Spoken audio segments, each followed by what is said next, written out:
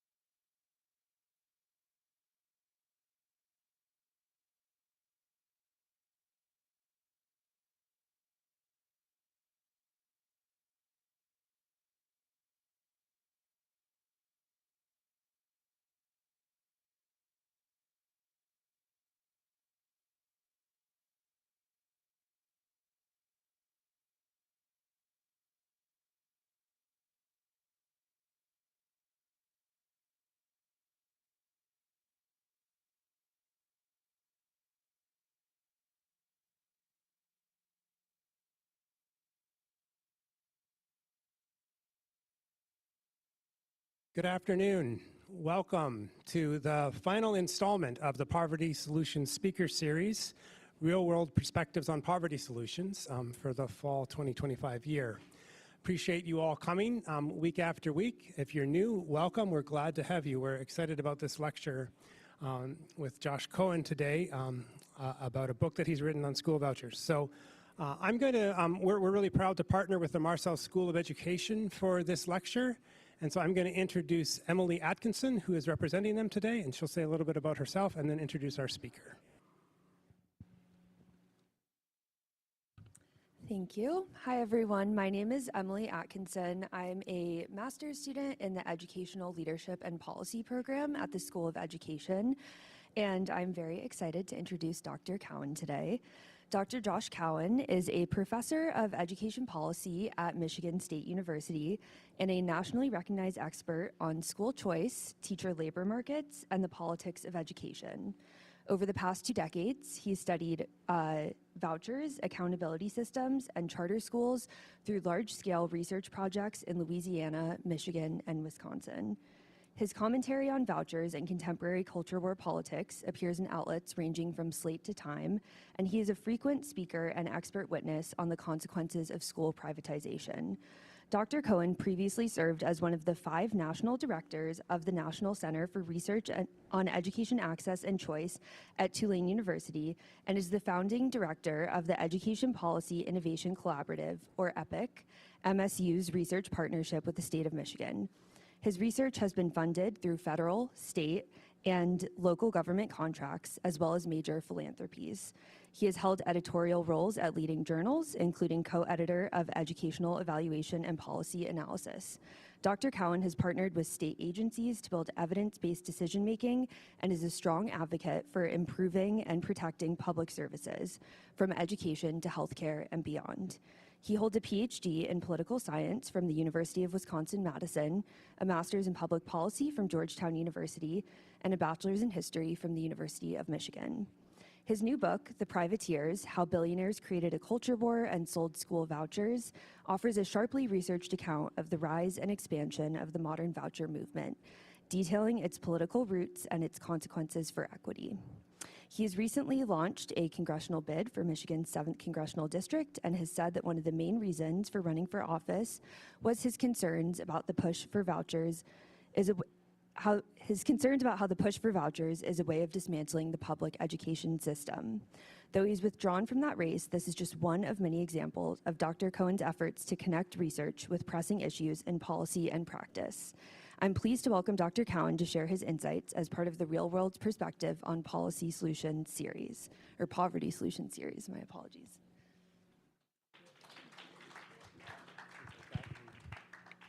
I appreciate that really nice introduction, and actually you into the first slide, so I don't necessarily need to go full context about myself, and I appreciate that.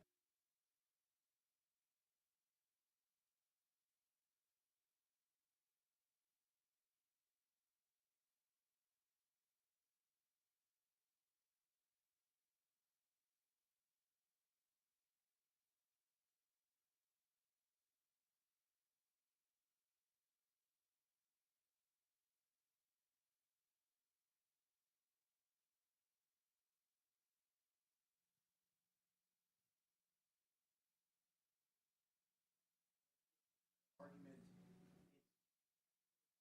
I have to show you a bunch of headlines, and I'm going to explain those headlines over the next like 30 minutes or so, and then are we not on? We're not on, so can we, okay, yeah, that's on. That's just fine too. How's that? Better? All right.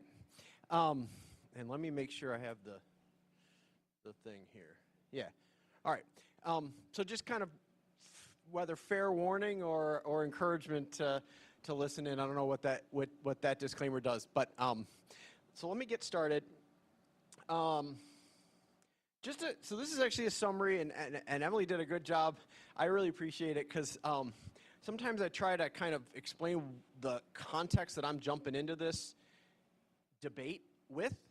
I kind of grew up in the professionally, in the modern school voucher evaluation world, working with, as a graduate student at Georgetown, and then at University of Wisconsin, I was research assistant and then an assistant professor working on official evaluations of different voucher programs across the country.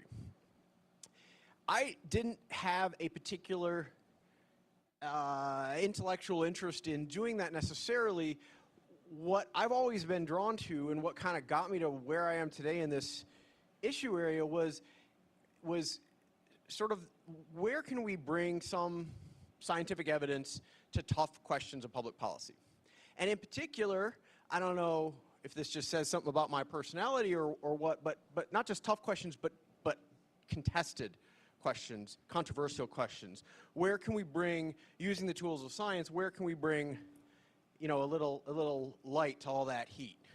So that's kind of what drew me into that line of work. And for those of you who work in practice, have ever been to a legislature, as Emily mentioned, I'm fairly involved politically in different ways. You say the word voucher, and it's going to piss some people off. And there's a bunch of issue areas in education where that's also true. So I kind of just was like, let's see what this looks like. That from the earliest days of my academic research career was drawn to that stuff. And then that actually built out into what we call research practice or research policy partnerships. Worked with a lot of state agencies across the country, a lot of big school districts, a lot of legislatures. And when I moved here to Michigan from my first faculty job, which was in public policy, not education, at Kentucky, when I moved back home to Michigan, I'm from Chelsea, a little town about 15 miles to the west of us. I started developing relationships with the state, with policymakers there at the Michigan Department of Ed and the governor's office there. And you all have two outstanding faculty, we have many outstanding faculty, but two that were also doing the same thing, Brian Jacob and Sue Donarski. Sue's no longer here, but they had a partnership, and we got together and created what's still called the Michigan Education Research Institute, the sort of research practice partnership side of it, EPIC, as at MSU. We have a third director now, which I'm really gratified to see. We had an outstanding director who replaced me, and then and now a new one who came on this summer. And you all are still doing your side of the partnership here at the Ford School and Marshall School, and it's really gratifying to see that, almost 10 years on. So that's actually there's more to that than just trying to recite my bio, because what got me into what I'm about to say and what I'm about to talk to you about was really, at the end of the day, I have come to the point where I have some very firm, frankly, value-based assessments of what I'm about to talk about. But it got me to that, I came to that point mostly because of the way that I was understanding the research evidence over the course of a couple of decades. And where I pivoted, I didn't think of it as nearly as much of a pivot as sort of in the media they've described it. I think there's something kind of sensational about saying this guy used to work with voucher advocates and now he's against it. At the end of the day, you know, I thought I was calling or trying to call some balls and strikes on this. Where I moved to sort of a more higher profile public positioning on what I'm about to talk to you about. You don't name a book The Privateers, How Billionaires Created a Culture War and Sold School Vouchers if you're not aware that that's going to fairly, at the beginning, take a position, right? Is in March of 2022, I got a call from NBC News. And the reporter was asking me to comment on a new tax credit voucher system, and I'm going to define all this in a second, that Betsy DeVos was trying to push through here in Michigan. And I hadn't been necessarily super focused on what was happening here. It was still, you know, pandemic era. There was a lot of other things going on. And I honestly said to her, like, why I swore, I won't swear here in polite company, but why are we having this conversation still? Because from all of the tools of social science that I had been trained and prepared to do, those first four bullet points should have told us to move on from this issue area years before. And that prompted, you know, that interview prompted a newspaper column, and that column prompted something else and some testimony. The next thing I know, I was actually trying to make sense of this on my own. So I did what people do sometimes, is I wrote a book. And it's called The Privateers, and that turned into fairly increasingly advocacy-oriented political work.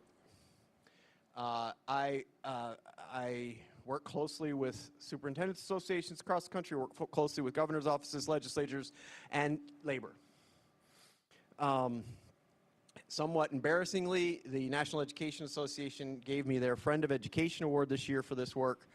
The last three winners were Dolly Parton, Quinta Brunson, and Bill and Hillary Clinton. I don't know how I got myself into that company with this work.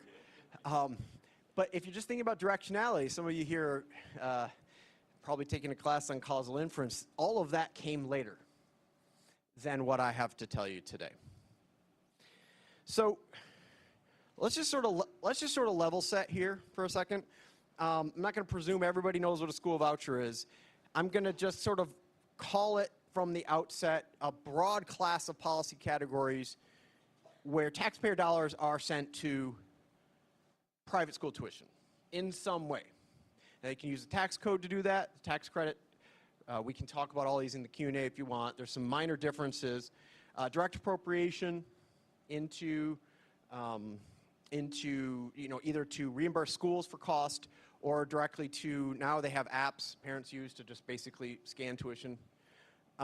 There's a hybrid of all of these different things, but in some, and I use this is an advocacy organization called called EdChoice, used to be called the Friedman Foundation after Milton Friedman.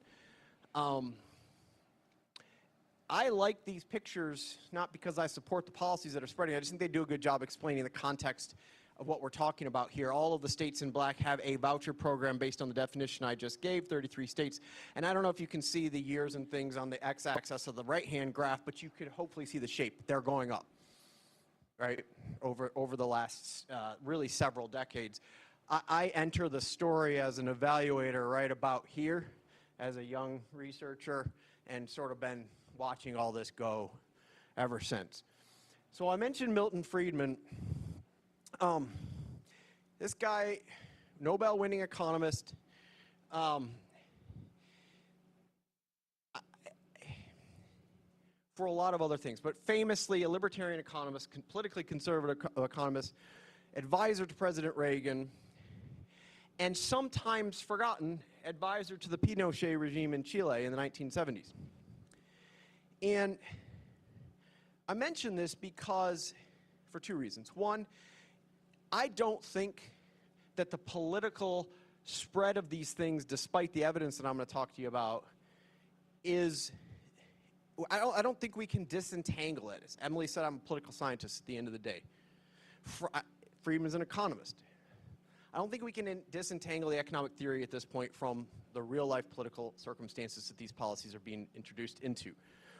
I think that's true regardless of whether we're talking about vouchers or teacher labor markets or RX kids or whatever it is. There's a political environment. All of the work that we do in the policy space is contributing to kind of these types of programs. But it's important to know this because Milton Friedman published his paper, The Role of Government in Education, 6 months after Brown versus Board of Education. He was writing it while the Supreme Court was debating Brown in 1955. In 1954, Role of Government, and it was published in 1955. Friedman himself, there's a big debate right now about whether Friedman himself was a segregationist. I find the question, I mean, it might be really important to historical analysis, but it's sort of irrelevant what he personally meant when we're talking about policy, because what the historical record shows that regardless of what Friedman personally felt, segregationists at the time saw his voucher idea as a way to avert Brown. And indeed, states across the South introduced predecessors to today's modern voucher programs in the South as a way to kind of avert the political consequences of a public school system that would be racially integrated. Friedman thought the voucher idea could just avoid the controversy altogether. And that's the best way that I can sort of say that, is that there is an argument from folks who really, I don't know what's in their heart, but from folks who really don't want to get into the difficult conversation about race in this country. And they see vouchers, at least in the education space, as a way to avoid that conversation. We just give everybody a coupon, and then we don't have to ask questions. That was sort of the Friedman approach. All right, so I want to talk to you first about who wants these things, because they are spreading, and I'm going to talk to you about the evidence in a second. But generally speaking, not voters, not in overwhelming numbers, not families. School vouchers have never survived a statewide ballot initiative.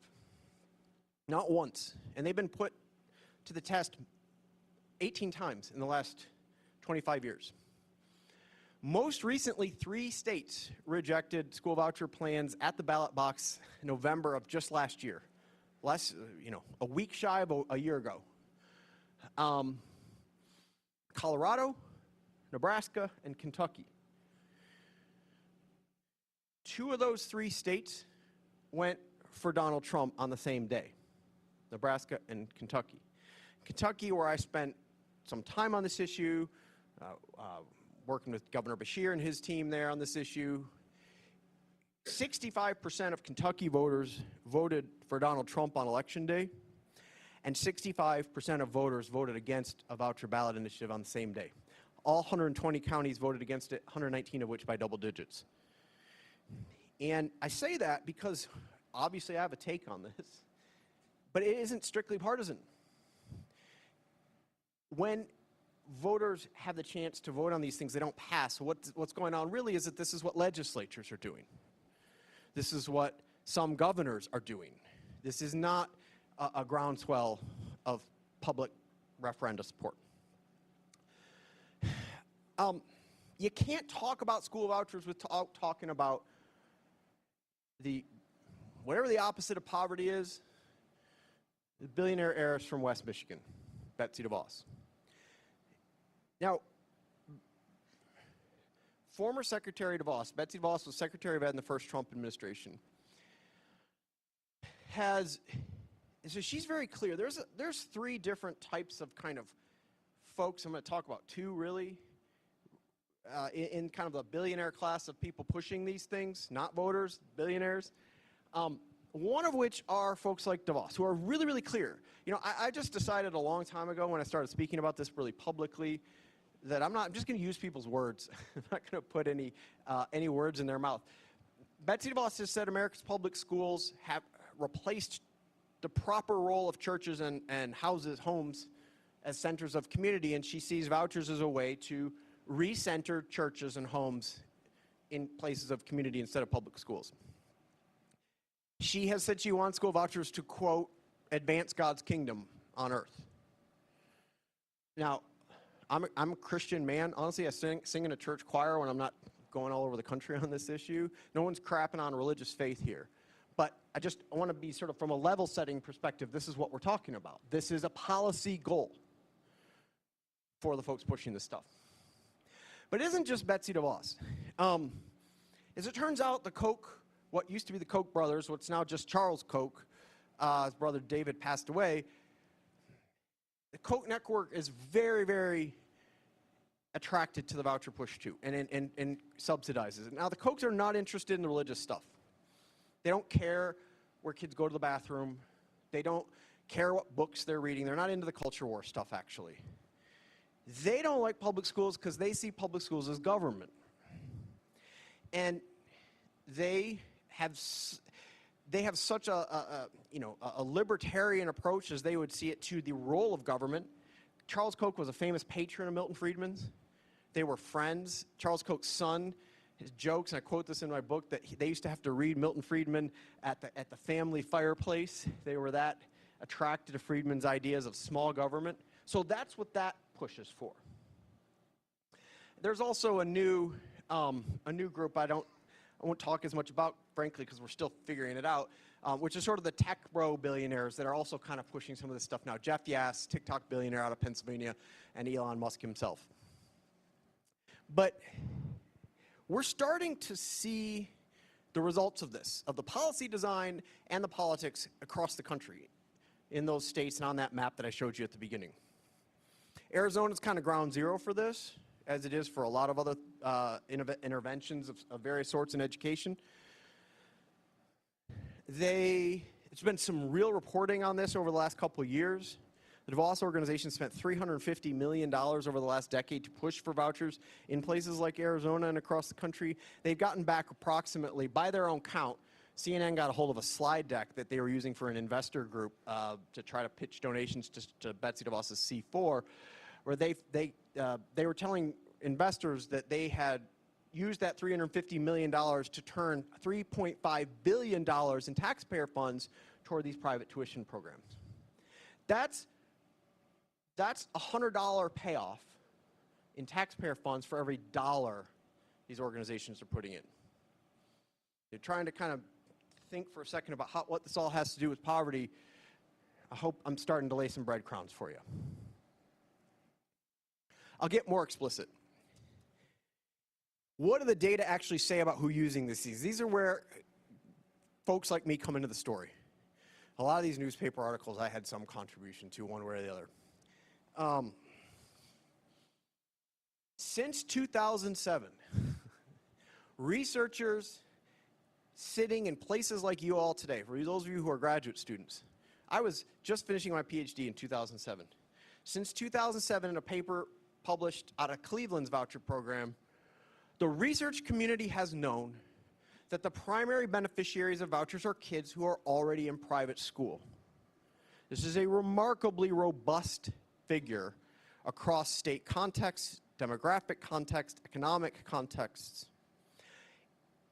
About 70% voucher users were already in private school to begin with.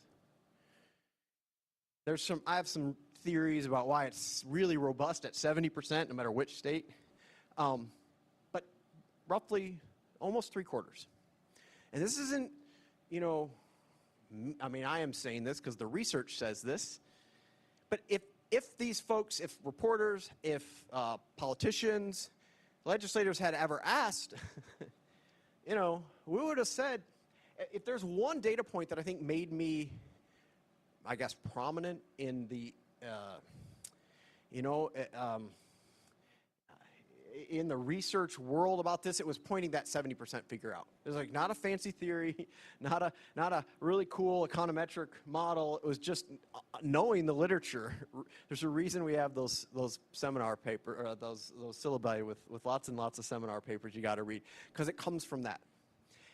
And then the Wall Street Journal, and then Politico, and then dozens of newspaper outlets across the country have looked at it. And then that 70%, which was first reported by academic researchers in Cleveland in 2007, has held up in states across the country as state departments of ed have reported that figure out. 70% of kids using vouchers are already in private school. They're not all necessarily wealthy, but they're a heck of a lot wealthier than the average child in the districts those private schools are located. So yes, there are families that are scrimping and saving to get their kid to private school, and maybe a voucher helps alleviate some of that financial pressure on those households. But nevertheless, they are still largely wealthier in real dollar terms than the kids staying in the public schools in those districts.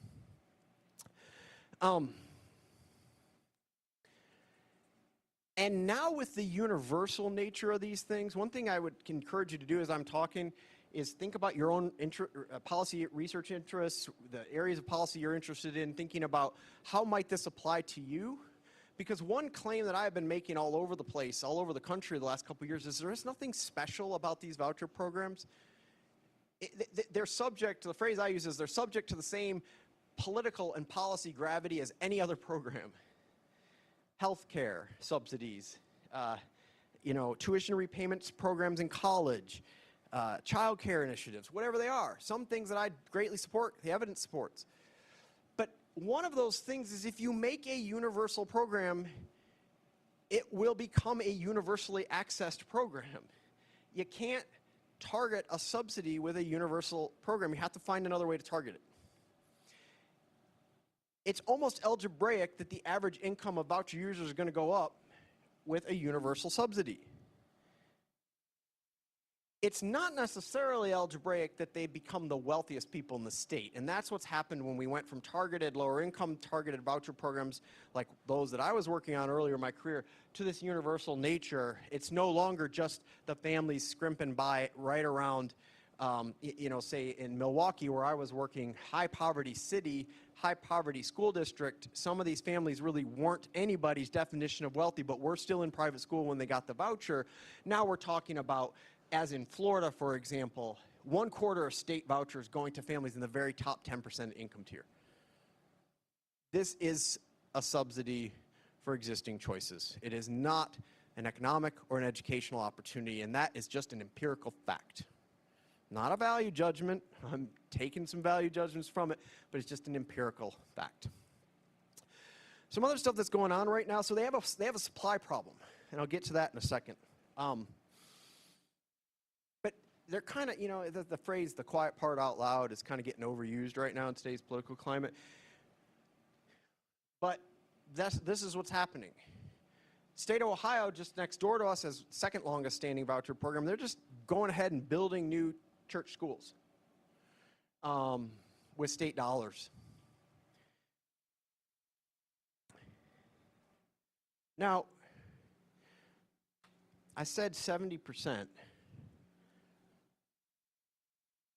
I said 70% of voucher users are already in private school. But that does mean that about 30% of kids did switch. And for policy analysts, anybody who switches or is induced to receive a treatment, an intervention, specifically because a policy lever is pulled, in this case the switchers, it happens to be a really compelling group for policy to study. If you've taken a causal inference course, these would be the compliers. These are the people policy has executed who would not get the intervention if it didn't exist, as opposed to, say, the always takers. Those would be the people, in this case, in private school anyway.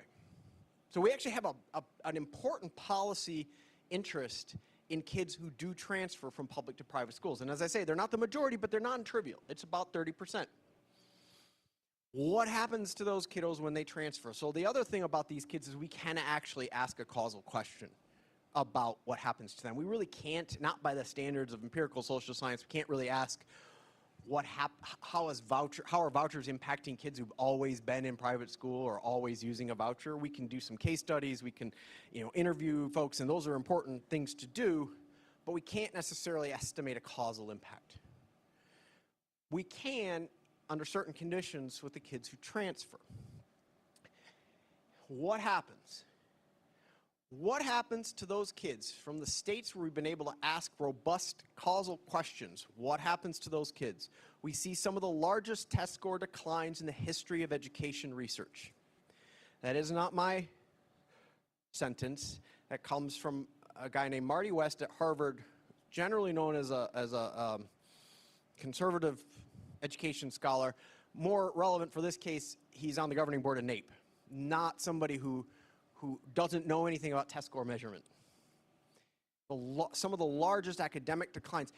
For those of you in the papers you're reading in your different courses, if you've read any education papers, it's really hard to move the needle with an educational intervention.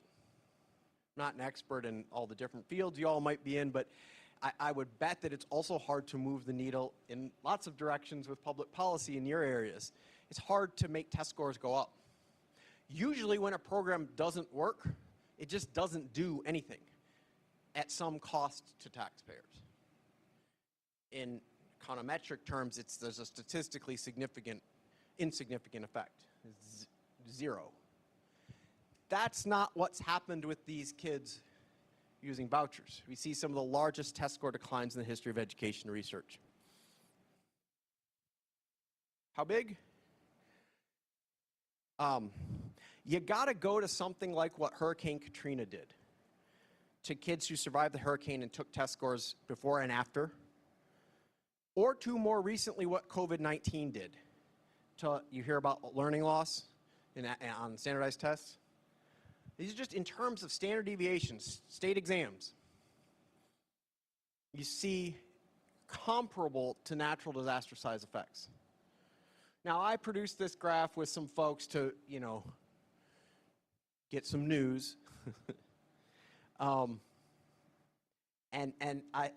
There's probably my face is plastered next to this picture on both pro-voucher and anti-voucher websites all over the country, I think. But, some of the classiest economic journals in the country have found this evidence. So I made the picture with help here, but the standard deviations here, the effect sizes from these research papers, they're pretty hard to argue with. And these are very different states, by the way. Ohio, Louisiana, Indiana, and DC, very different sizes, very different economic histories, very different political histories, very different regulatory structures for these voucher programs. Negative impacts. For those of you who don't like my attention-grabbing picture, let me show you something else. I don't know if you can see all of the slides here. This is from a policy brief by our friends at SPIA at Indiana's Policy School, the Center for Evaluation and Education Policy. Again, I don't know if you probably can't read the fine print here. This takes voucher studies and plots it in two ways. On the up-down, on the Y, it's the direction of the effect on test scores, in this case math, and the width of the bar is the sample size. So the other empirical finding here, besides the direction of the test score effect, is the size of the program. There's almost a monotonic or one directional relationship with the voucher program. The bigger it gets, the worse the results. And again, I don't know if you can see, this is those states that were on just that previous graph: Ohio, Louisiana, Indiana, and Washington, D.C. And we're talking about, in the case of Ohio and Indiana, tens of thousands of children promised a better education, promised better opportunity. I'll say a couple things at the end of this about what I think we ought to be doing on the public school side, because I'm not sitting here holding the water for every public school out there. We need a lot of improvement in some of these places. My problem is when we've got remarkably robust evidence, at least according to anything that I ever contributed to in the field, that these things don't work, and we're spreading them anyway. So it is important, though, because when I do something like this and I talk to a reporter or whoever, a Republican legislator or something in Texas, and you say something like, you've got COVID-19 size test score declines, the first question they ask you is, how much is Randy Weingarten paying you? And the second question, head of the teachers union, the second question, nothing, by the way, but the second question is why? And I think that the reason is, one, it's really hard to move test scores, as I said, if they know anything about this. The other is that it's so big, it's almost unbelievable. And actually, it's a really important policy question. Why? And I think they're asking from a position that kind of assumes that all the private schools out there are pretty elite. Are, you know, the boarding schools we see in movies. That's not the typical private school. As I mentioned a second ago, they have a supply problem in this private school advocacy space, this voucher advocacy space. Because the typical private school that receives vouchers in particular, it is not Detroit Country Day. It isn't Cranbrook or Green Hills in this area. They're what I call subprime providers. They ain't any good, honestly. 40% of schools, this is where I got my start in this world, this is where I got my PhD, 40% of voucher receiving schools in the state across Lake Michigan from us have closed due to low performance or under enrollment or financial distress. The modal closure happened after less than 4 years of opening, or reopening in some cases. Once the taxpayer dollars turned on the tap, you'd see a church or another organization just open a school in its basement. But that's the reason for the test score declines. At least insofar as we are going to believe that state standardized exams measure anything, and as policy analysts, they're still the coin of the realm for public school assessments. And this is not a test score lecture. We could have that debate another time. My point is, just given the tools we were asked to, the reason I bothered to repeat what Emily said nicely about me at the beginning about working at Epic and MDE and all this stuff is like our bread and butter was here is an evaluation job. Go tell us what's working, who's it working for, if it's not working, who's it not working for, and why, above all else. This is the answer in this question. 3/4 of the spending goes to kids already in private school. For the 30% who switch, we see catastrophic academic results, and the reason is they're going into subprime schools. That's the elevator speech. That's it. That's the reason. There's some other things going on too, though, that I do want to make a point of highlighting before we get to Q&A. Increasingly, none of this is about school choice or parental choice. Because in the newfangled versions of these programs, not in the voucher programs I was studying when I was younger, or in the 90s trial versions of these programs, schools willing to participate on the taxpayer dime to get these subsidies, you could think of vouchers as much as subsidizing these private schools as doing anything for parents. In those old days, you had to accept all comers. Not anymore. The schools are doing the choosing. All the new legislation, those slides I put up at the very beginning, none of the legislation, not one new law since 2022 requires schools to admit anybody who participates. They get to pick. This came up, my last legislative testimony was in Texas to the House Education Committee right before they passed their bill. And this was like the subject of intense debate. I was getting quizzed about it a lot by some pretty angry legislators. But they can do it for any reason, and that's the really important point. We see evidence out of Wisconsin that private schools have learned to game the system with respect to kids with disabilities. We see places all over the country, Indiana, Florida, Ohio, Arizona, of schools with overtly, and Arkansas, overtly anti-LGBTQ policies. But they just say if you or your parents identify as LGBTQ, you're not welcome here because it's values. It's our religious values. Constitution says they're allowed to do that, but the debate is whether they're allowed to do that on the public dime. So this is something, I mean, from a policy perspective, we tend to focus a little more on the students with disabilities because, again, when thinking about the one-to-one comparisons to public schools, what that implies is public schools have to retain the services for those kids. And often they don't do it, they don't have the resources fully to help with those kids either. Dr. Schaefer has been one of several people who's pointed out that historical origin of the voucher schools that I mentioned at the top. With the spread of these things across the South, you see these former segregation academies, the academies that opened specifically in 1956, 1957 in the wake of Brown to avoid racial integration. Now they're getting taxpayer dollars.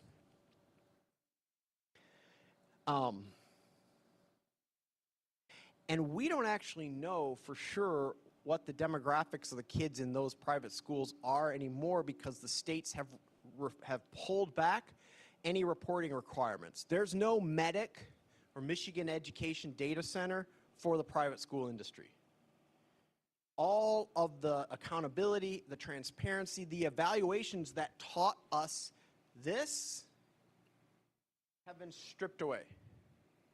So all we have now as scientists are headlines and investigative reporting.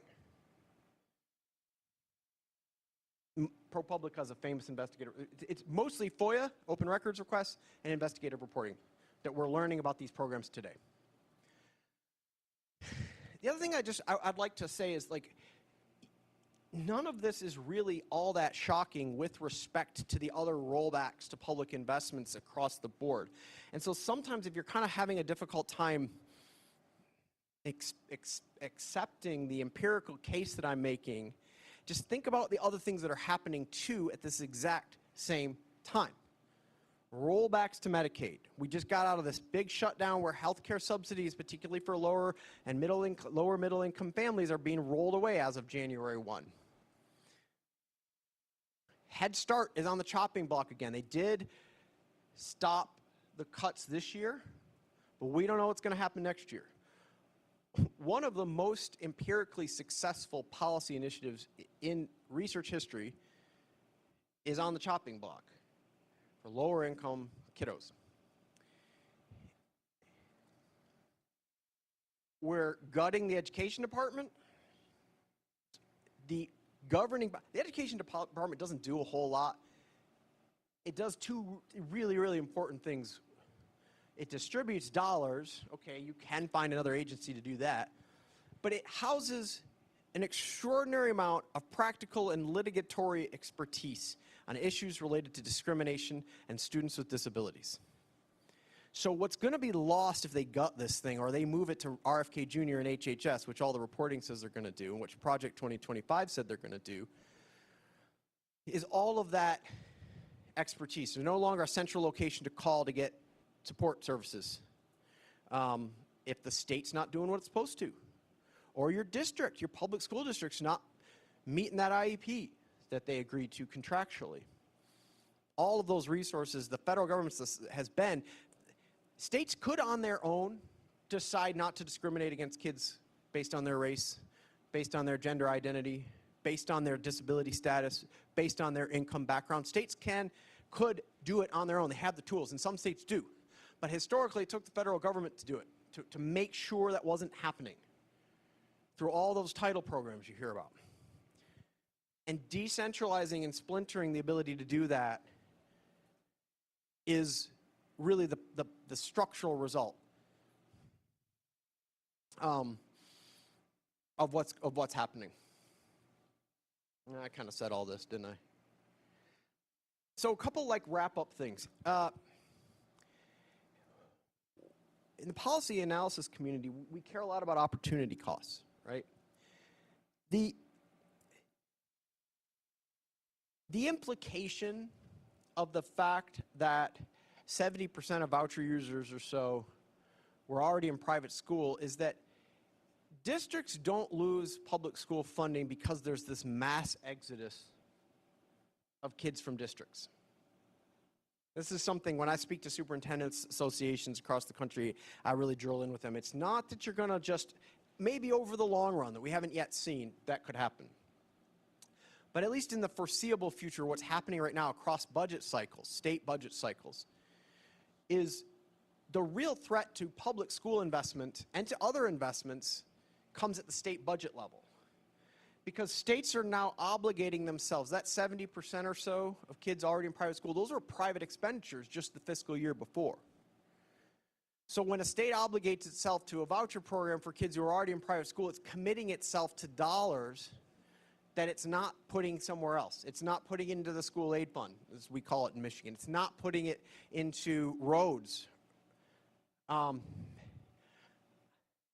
Believe it or not, Arizona, where they're spending almost $900 million this year on their voucher program, they had to borrow against their opioid settlement. A bunch of these states sued Purdue Pharma, the Oxy and the opioid and litigation, and got settlement. Arizona had to borrow against its opioid settlement so it wasn't raiding other parts of the budget. And the other side on this question will say, well, Josh, it's not causing a cut to public school funding because we're not taking it out of the school aid fund. Well, there's another way to cut funding. It's just to not put it in the first place. And that's what these programs do. We had a big budget debate here in Lansing last summer about what to do with about $600 million in surplus money for teacher retirement accounts. Big political fight, divided parties. Imagine how big an argument this is when it's not a $600 million surplus and the debate's not what to do with it, but it's a $600 million hole, or in Ohio's case, $1 billion hole in the state budget. Now, every year, almost instantaneously, from 22 to 23, that the state is obligating itself to at the expense of other things. To put this in perspective, our universal school meals program this year is going to be something like $225 million. It was originally appropriated at like 185. You can't do things like universal school meals, or we have a pre-K program, pre-K for all. Or some of you may have worked on RX Kids with Dr. Schaefer. That's a $250 million appropriation. You can't do those things if you're spending $1 billion every year on kids already in private school. And you can't fund public schools, as Ohio is showing us just across the border. The appropriations are getting higher every year, doubling the rate of per pupil expenditures. Oops, I just screwed that up. There we go. And schools are starting to close as a result because the appropriations from the state. So states, not all funding sources are created equal. You know, sometimes you see from the think tanks, the Cato Institutes, the Mackinac Centers, the Goldwater Institutes, places like that in Arizona, they treat these things as dollar-to-dollar trade-offs. State equalization is the great, equalizer of public school funding. It ensures, because only about 10% of expenses overall are federal. And about 40% or so, this varies by state and by district, are from local sources. So, you know, I don't know how many of you live here or have families here in public schools here in Ann Arbor. If the state stopped funding public schools tomorrow in Michigan, most of the schools in the district, I wouldn't say they'd be fine, got some fiscal problems of their own, but if you had to draw on the Ann Arbor property tax base, in the long run, it'd be okay. Just shift some things around. Wealthier districts can generally do this. It's the state portion of school aid that's really, really important for equalization, particularly in low-income communities and communities where the majority of children come from historically marginalized populations. So when I tell you that the state source of funding is the thing that's threatened, I'm raising an equity alarm bell. Because that's the thing that levels the playing field. And that's the thing that's getting taken by these programs. I'm looking at the clock here. I'm gonna whip through this. There's a federal voucher bill program basically that came into the one big beautiful bill. It would have forced tax credit vouchers into every state. The Senate parliamentarian threw it out of the big beautiful bill at the last minute. And then at the last minute, they put it back in with some major changes and concessions. Now governors are going to have a choice to opt into this thing. Just as an aside, so we are going to have this debate in Michigan. It doesn't matter what our Blaine Amendment, our Constitution says, it's federal dollars. So we're going to have this debate in Michigan. The way they wrote it, there is a potential for public schools to take advantage of this too, to offer services and draw some revenues, say for tutoring. So verdict is still a little bit out on this. I'm deeply engaged in and having conversations with decision makers across the country about whether to opt in or opt out of this, but we'll see. But one thing I want to highlight for you all, because this is a poverty solutions seminar, I cannot tell you how many reporters and how many legislators have said to me, no, Josh, this thing in the big beautiful bill, this is an anti-poverty program because it's 300% of the poverty limit. 300% of median area income is not 300% of the poverty limit. So it's probably going to be set to county if they do this, county income. I don't even know what Washtenaw County's median income is, but multiply it by 3 and you'll get the eligibility cutoff. In my county, Ingham, it's about $300,000. Now, not DeVos wealthy, but also not poverty, right? All right, so stay tuned on that. We don't know the price tag. They blew the cap off on this thing. And I guess I'm going to leave it there. If we get into this in the Q&A, are these clocks right? What kind of time do we have? Let me just leave then with, so the other question I get a lot right now from legislators and reporters, because I've been doing the version of this in testimony in 23 states, state houses, governor's offices, reporters, speeches, whatever.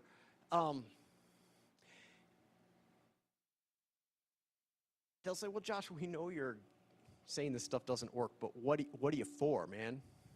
Like, we know this stuff's bad, but like, what are you for?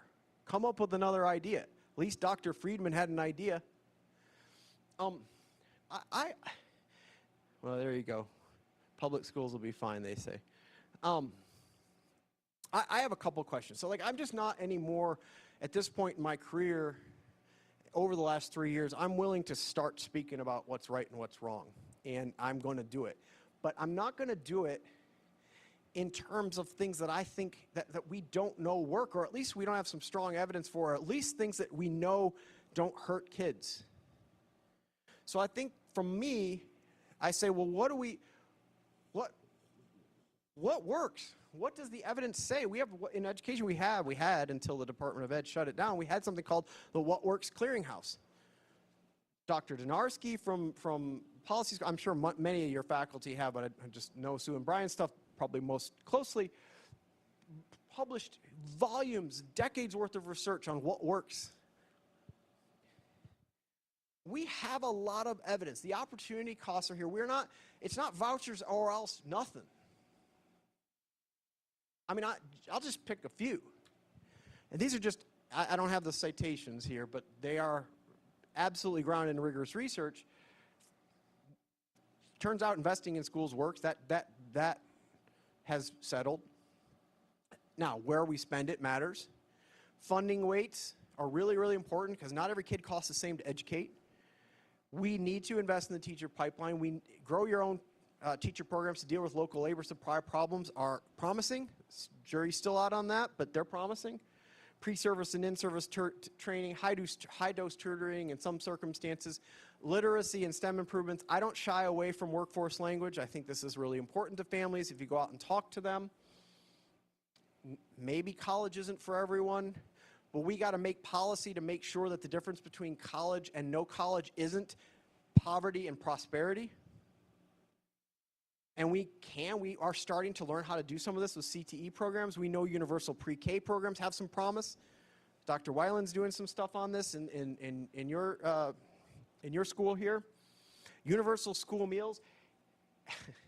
Sometimes I think, because my faculty line, my appointment, my bio, whatever, is at a school of ed, and so sometimes I think folks expect me to come up with some really fancy curriculum and hawk it. But you know what? Damn it. Hungry kids have a hard time learning.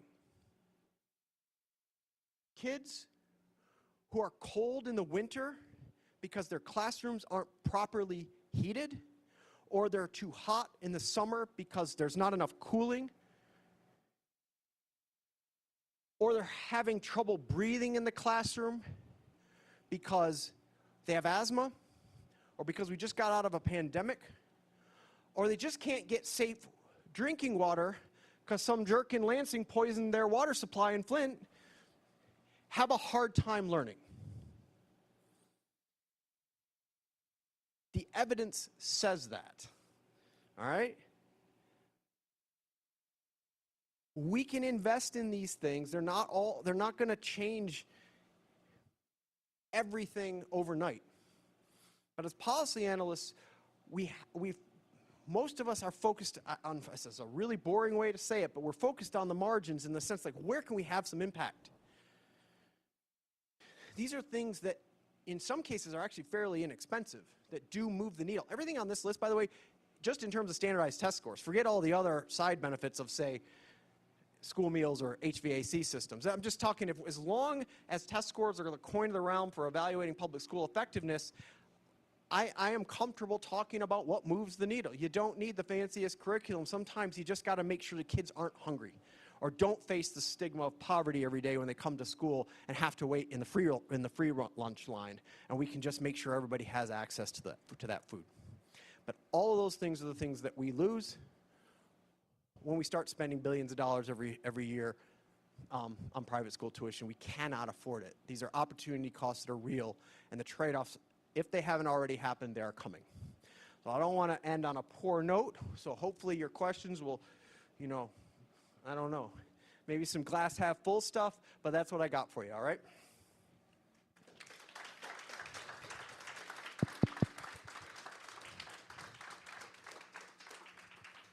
What questions do we have today? Hi, thanks for this presentation. So you've been talking about public school funding going to private schools through the form of vouchers. I see a lot of parallels with Michigan's charter school system. Yeah. And so, could you just speak to some of the differences and similarities in those policies? That's a good question. Is this still on? Sort of. Great question. So the question was about charter schools. There is substantially, so the way that I've sort of answered this at a high level when asked about it is, if you are hell-bent on a choice-based system of education delivery that is at least partially empirically grounded, you would go headlong toward charter schools instead of toward vouchers. There is nothing like, so there's a lot of debate about whether charters work or have major impacts. I know Dr. Cahotis in the Ford School has done some work that I think generally tends to show that some of the nonprofit organizations in particular have shown some promising results. No charter studies have ever looked like this, though. So like at a first, just as a first cut at it, like do no harm, we don't see those massive test score drops with charters. Now, the Michigan charter school's a little bit funky. Brian and Sue have a paper. If one of them were here, I would ask them for the details. But more or less, it shows that there's some of them, a subgroup of Michigan charters. I think the National Heritage Academies was the group, but showed some positive impacts on math scores in suburban communities, which is sort of an outlier in the finding of the charter school literature, which showed that most of those big positive charter effects came in urban areas, in part because perhaps the public schools were under-delivering, frankly. About 85% of Michigan's charter schools are run by for-profit organizations, and now private equity has gotten into the game. We don't really know what the academic impact of that's going to be. What we do know is that we don't know where those dollars are going. Michigan is the least transparent charter law in the country. Even Ohio, which I've been I don't think I have to worry about kicking Ohio in this room, but even Ohio, they got one good thing going for them, crappy football team, but their charter transparency law is actually pretty decent. They have a version of CEPI and Mary, the medic group here. You can get charter transparency data from their center. It's required that the for-profit charter organizations post all their contracts online. So at least we know a little bit about it. So I guess that's a little bit of a mealy-mouthed answer. I guess I would just say nothing like the negative, horrific results of vouchers. Some debate about the results academically. The real question, the real debate moving forward is the delivery, the governance structure. Are we going to allow them to be for-profit or nonprofit? And if they are for-profit, are we going are we going to require some level of transparency? And my view with this, and I said this to a reporter and it got published, so, you know, I just said some of these schools in Michigan, where they're locating in places like Inkster and some of the highest poverty districts in Michigan, I'm worried it's like education's equivalent of wartime profiteering. Like, we don't know what the profit margins are with taxpayer dollars, but there's a reason private equity has gotten into the game. Like, they don't do it to lose money.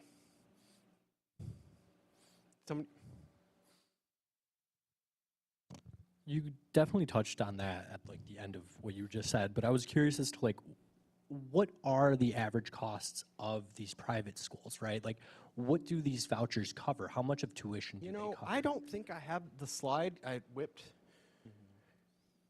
Probably not. I probably pulled it out.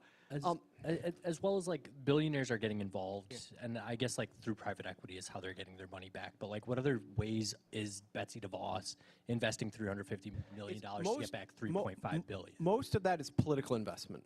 So they're not standing this up with their own dollars. In the early days, so let me take the first part first, and then let me loop around. So the question was of tuition impacts. I kicking myself for not, sometimes I talk about this, and for whatever reason I pulled it out today. It's actually remarkably, it's not conclusive yet, but remarkable evidence coming out of Iowa and Arizona that private schools serving the eligible grade kids in the rollout just jack tuition up above 10%, which is generally where in the education world we think of anything above 10% as like an above inflation and above market adjustment of tuition. So that's another way that they're just sort of pulling this ladder up, and this is another artifact of the data and the data generating process that are causing that 70% of users. So those of you working across the space in policy, like, eligibility doesn't mean access. Like, it's a really, really important feature of public policy delivery. You can make the whole world eligible. It's not the same thing as making them access. And so what happens here is these universal eligibility programs don't deal with access. And one of the ways access is denied, particularly to low-income kids, particularly in high-end private schools, is tuition goes up, sometimes above and beyond the price of the tuition subsidy through the voucher. Professor Jen Jennings and a graduate student, Jason Fontana at Princeton, Jen's a sociologist in the counterpart to the Ford School over there, have a really cool paper out of Iowa. It's not cool in its findings, but it's a clever thing. They do, for those of you who've taken a causal inference class, they do a difference in difference strategy. So they take Iowa's tuition intervention, its voucher system, and they compare it to Nebraska, which passed a law and then voters pulled it off. Nebraska was one of the 3 states that I mentioned at the top that rejected vouchers. So they killed the law. It was already on the books before it happened. But what that gave the researchers at Princeton is a control group. So now you got Nebraska and you had Iowa. One state passed, both states passed vouchers, one pulled it back, one state kept it going and then rolled out eligibility in its universal program by certain grades. All kindergartners eligible, later grades eligible by certain categories. And lo and behold, the voucher schools with eligible grades in Iowa only jacked the tuition price up for 2 straight years. So private school tuition varies all over the country, ranging from $7,000 to $50,000 a year. Right? I don't know of a voucher, an individual voucher payment that's bigger than about 10 or 11. So for anything over that, it's going to be paid for somewhere else. To your second question about the investment stuff, most of the dollars by those organizations are political contributions. In the early days of and I write about this in my book, the Cleveland voucher program. So the other thing about these studies here, these were mostly conducted by voucher advocacy organizations using the tools of social science. I have, at least for my part, never claimed anyone was cooking the books or anything like that. But what I have explained, because I was part of some of these studies early on, for those of you who've ever worked with a school district, I mentioned research practice partnerships, the voucher evaluation studies in the early period were, just think of those as research practice partnerships with voucher network, private school networks. They recruited private schools to participate in the study, just like we do in the public ed space. You need participants for studies sometimes, especially for pilot phase studies, what industry calls demonstration trials. In the case of Cleveland, the Walton Family Foundation literally built 2 schools called the Hope Schools, because Hope was in their name, different total names, but Hope was the word. So they were, in the literature, we call them the Hope Schools. Walton built 2 schools to be demonstration schools for the voucher idea. So that's where some of that philanthropy went in the early days. Now they stayed out of, like, they did not put their, Walton once upon a time funded my research. I've never had anybody put their thumb on the scale. As far as I know, Walton didn't put their thumb on the scale in the demonstration project in Cleveland either. But there's a big difference. This is why the size of the program matters. There's a big difference between a pilot phase or a demonstration phase of a project funded mostly by philanthropy, where sometimes philanthropy, the taxpayers were kicking in the dollars for the trial, but philanthropy was recruiting schools. There was a foundation in Milwaukee, the Bradley Foundation, that was giving $100,000 payments to schools just to participate on top of the tuition. I don't know if you've ever been in a study. I've been in a lot of studies where we give gift cards to participants just to sign up. This is like a big gift card the foundation's giving the school to participate. And on average, they're a better school than what the market actually indicates when it goes statewide to scale.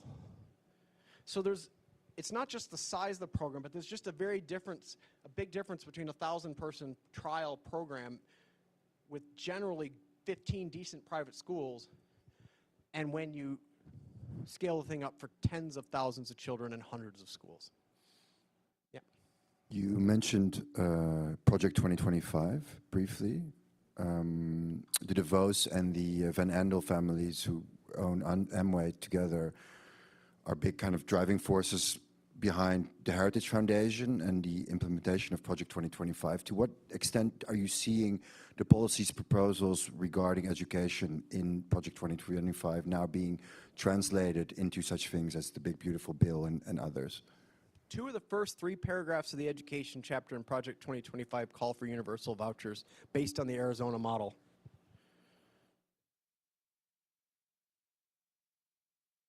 That one.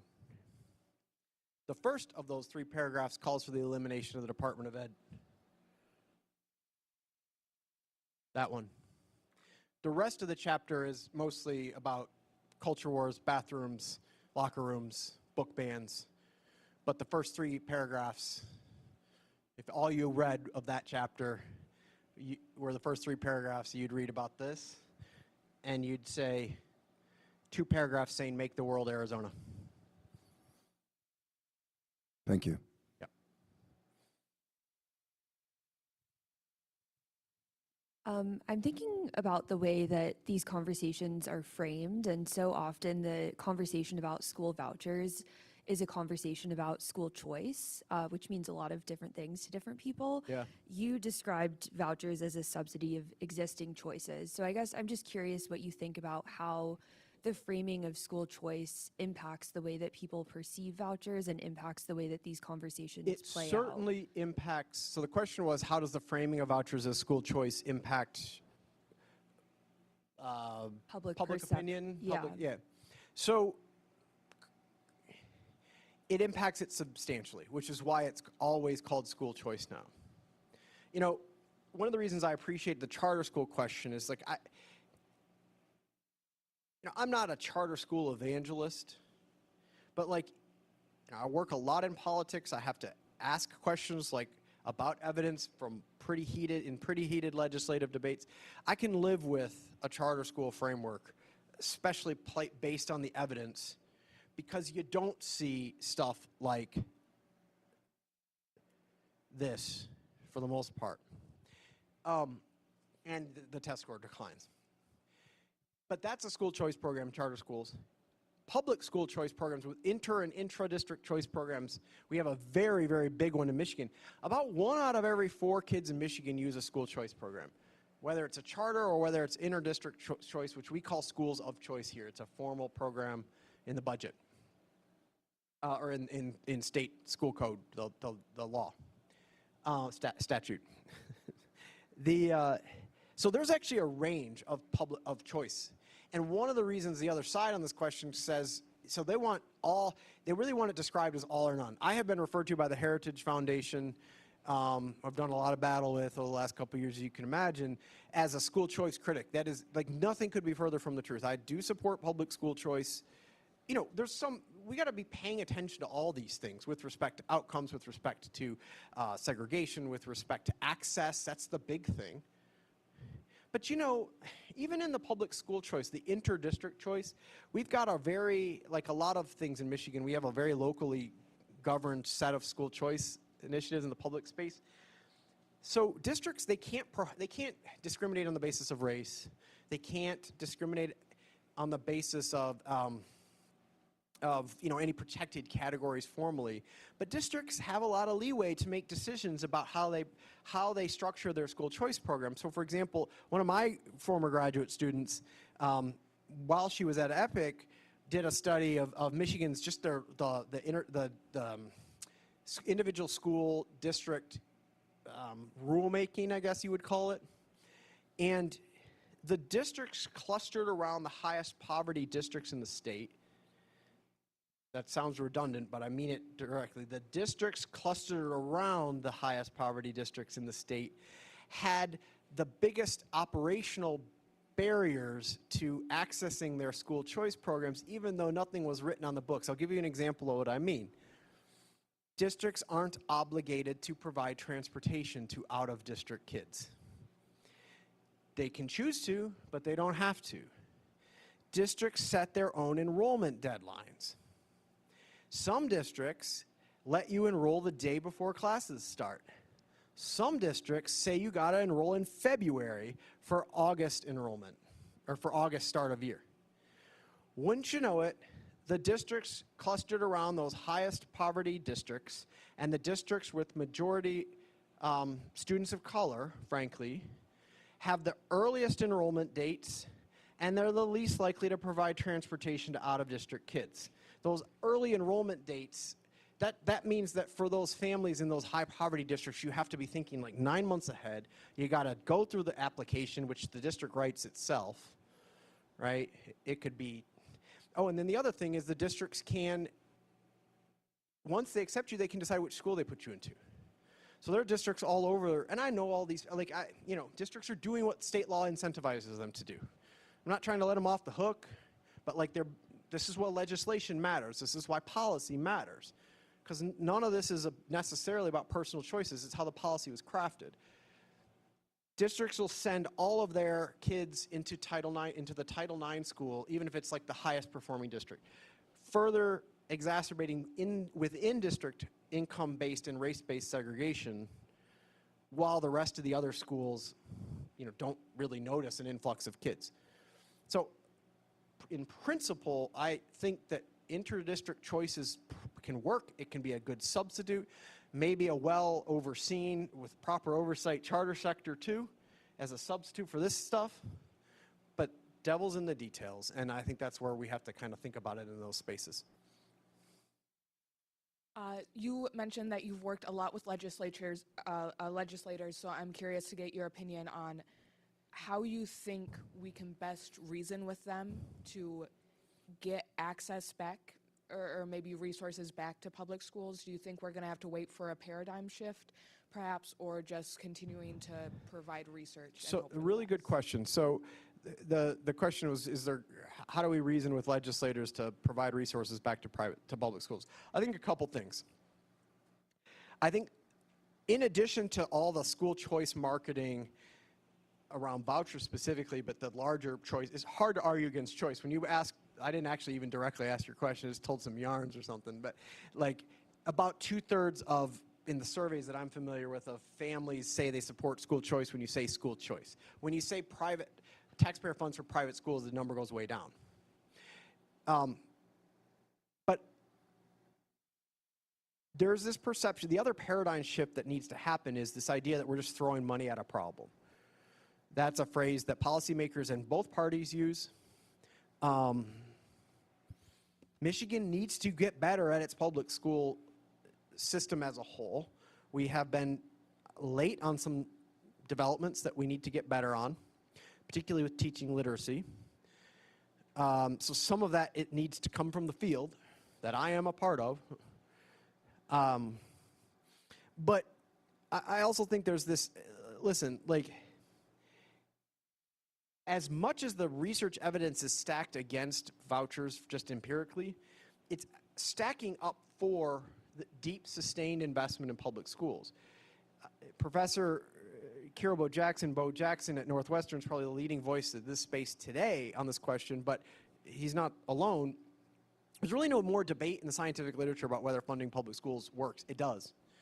We've had two really big causal moments in that literature, both unfortunately due to, well, three. One, all the spate of finance reforms that took place, including in Michigan, some paper by some of your colleagues out here that showed this.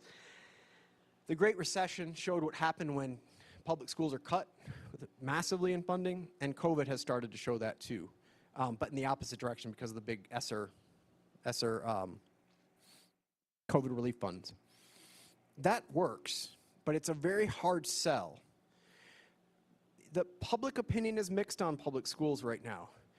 People don't, they'll support school choice programs and they'll support voucher programs to the extent that when you push them in focus groups or you push them in survey experiments, you don't tell them that it takes money away from public schools.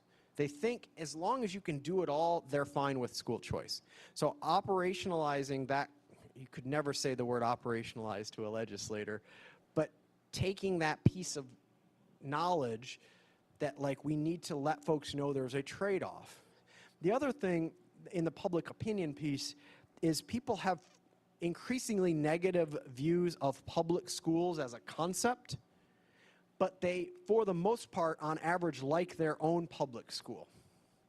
This is the education version of something in political science they call Fenno's paradox, where remarkably poor public opinion of Congress, they keep re-electing your own congressperson. So there's a lot of factors in there, and I'm not directly answering your question, but just sort of trying to throw out some ways to kind of think about it. The other thing I'll just sort of say, because as Emily mentioned, I ran for office. I ended up withdrawing. Somebody else was raising a lot more money, but I raised a non-trivial amount of money on a platform that included a robust defense of renewing public schools. Frankly, I think folks who care about public schools in a political party that cares about public schools needs to do a much better job prioritizing it. I can name 10 Republican candidates across the country for whom vouchers is a top 3 issue. It is an incredibly high salient issue on the right. There is no equivalent to that on the Democratic Party. I mean, there's some governors, Governor Whitmer, some governors that are talking a lot about it sort of conceptually. There's not a lot of political messaging on it. Abigail Spanberger in Virginia just won. She was talking some about public schools. Governor Beshear, who I mentioned, did some work with his team down in last year. I mean, that guy went out there and said, there's no private schools in Eastern Kentucky, which is just Appalachia. So he did a good job explaining, like, this is it, you guys. Like, this is a vote to just give a few private schools in Louisville and Northern Kentucky some dollars. Unfortunately, it's going to take that kind of level of clarity. And I have noticed, being in a lot of these states, vouchers have a way of clarifying a lot of the inter-party fights about public schools among the Democrats, particularly between labor and management. Sometimes I feel like I'm one of the few folks who works in the stakeholder community that gets along reasonably well with both labor and management in the school space. Well, part of that's because most of that work's been once you introduce a voucher program, everybody puts down their smaller scale squabbles and they all just go right at vouchers to try to defeat it.